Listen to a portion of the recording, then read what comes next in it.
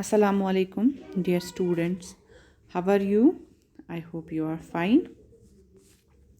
हम पढ़ रहे थे lesson the Fisher man and the genie, है ना। हमने ये लेसन पढ़ी, इसकी सारी स्टोरी भी हमने पढ़ी। अब हम पेज नंबर 72 पे चलते हैं। पेज नंबर 72 पे है लिखा स्टॉप थिंक एंड राइट, यानी रुको, सोचो और लिखो।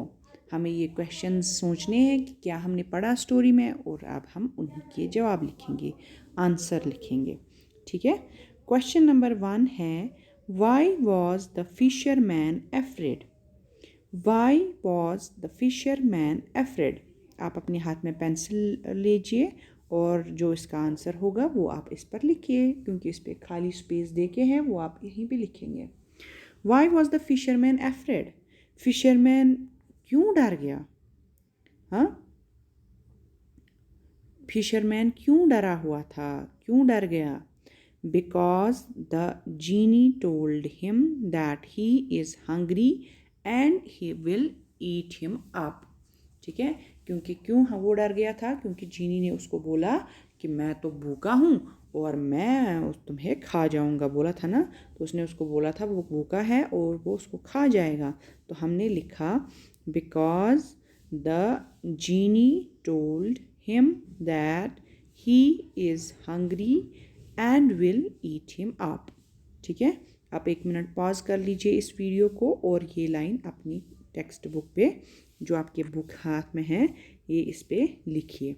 ठीक है, जो मैंने ये बोली होगी। ओके, तो चलिए अब आप दूसरे क्वेश्चन पे जाते हैं। Question number 2, how did the fisherman save himself from the genie. Fisherman ने अपने आप को जीनी से कैसे बचाया? कैसे बचाया फिशरमैन ने जीनी को? हाँ, फिशरमैन ने उसको उसके साथ एक चाल खेली, एक ट्रिक किया उसको, और जीनी जार में अंदर गया तो उसने जार को बंद किया, उसका ढक्कन, और समंदर में फेंका। तो ये ऐसे मैंने लिखा है, the fisherman tricked the genie to go back into the jar. He quickly closed its lid and threw the jar into the sea. The fisherman tricked the genie to go back into the jar. Fisherman ने trick किया जीनी को, एक चाल खेली इसके साथ, चाल चली, तो उस वजह से वो जो जीनी है वो वापस गया जार में।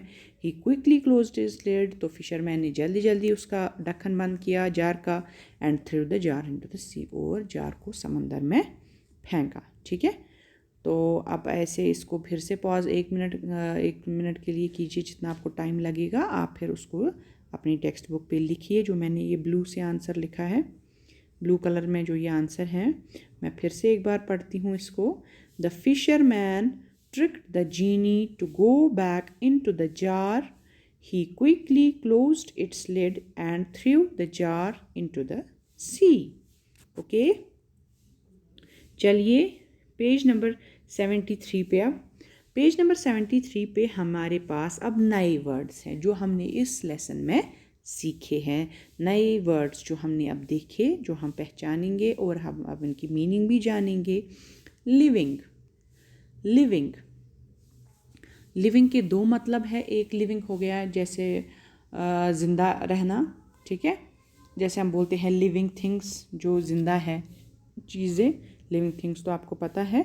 और दूसरा होता है लिविंग, मतलब जो किसी की आमदनी का कोई ज़रिया हो, यानी कि जो कोई किसी चीज़ पे गुजारा करता हो। जैसे हमने इसमें पढ़ा था, वो लिविंग जो है वो किससे निकालता था? फ़िशिंग से, यानी उसकी आमदनी जो थी वो कहाँ से आती थी? मछलियाँ पकड़ने से। किसी का बाप ड्राइवर है तो वो उसकी लिविंग आती है फ्रॉम ड्राइविंग। ठीक है, किसी की फार्मिंग, किसी का कोई जॉब है तो उसकी वहाँ से लिविंग आती है ना। फिशिंग, फिशिंग हो गई ये ऐसा काम जिसमें कोई मछलियाँ पकड़ता हो। ठीक है, ऐसी ऑक्यूपेशन जिसमें कोई मछलियाँ पकड़ता हो, यानी कि फ़िशिंग। फ़िशिंग हो गई गार्ड रटनी, मछलियाँ पकड़ना। सैडनेस, सैडनेस क्या होती है? उदासी। हाँ, ना, कस रोमुत, कस दुख गोमुत कٲंٛسہِ چھُ आसان कینٛہہ यादٕے چھُس نہٕ آسان کٲنٛسہِ چھُ آسان کینٛہہ تہِ ییٚمِس آسہِ اگر تۄہہِ کُنہِ ساتہٕ آسان چھُ نہٕ سکوٗلَس منٛز یادٕے तो आपको होती है परेशानी क्योंकि आपको लगता है नहीं अब मुझे याद नहीं है बाकियों ने याद किया होगा तो मैं शर्मा जाऊंगी इस क्लास में ठीक है। या किसी के घर में कोई बीमार होता है तो वो भी सैड हो जाते हैं। कहीं कोई दूर जाता है हमसे बाहर 5-10 दिन तो हम उसको मिस करते हैं तो तब भी सैड हो जाते हैं ना। तो सैडनेस होती है वही एक फीलिंग सैडनेस गो सो अंदर किन येले गसन छु येले गमस मस आसन छु। इमीडिएटली क्या होता है जल्दी जल्दी इमीडिएटली हो गए जल्दी जल्दी।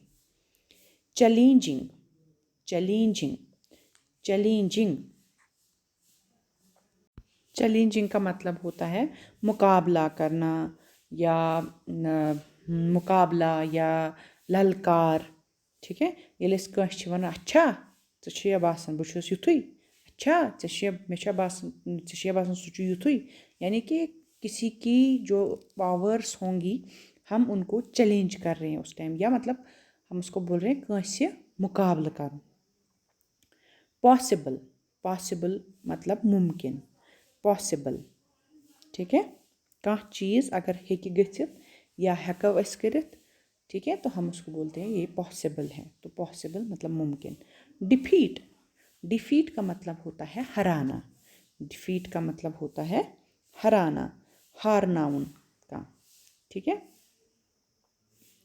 चलिए आज हम इतना ही करते हैं। मैं एक बार फिर से ऊपर से ही आपने जो लिखे भी होंगे क्वेश्चन इनको एक बार फिर से पढ़ती हूँ ठीक है। आप इनको भी घर में 2-3 बार पढ़ें। Why was the fisherman afraid? Because the genie told him that he is angry and will eat him up.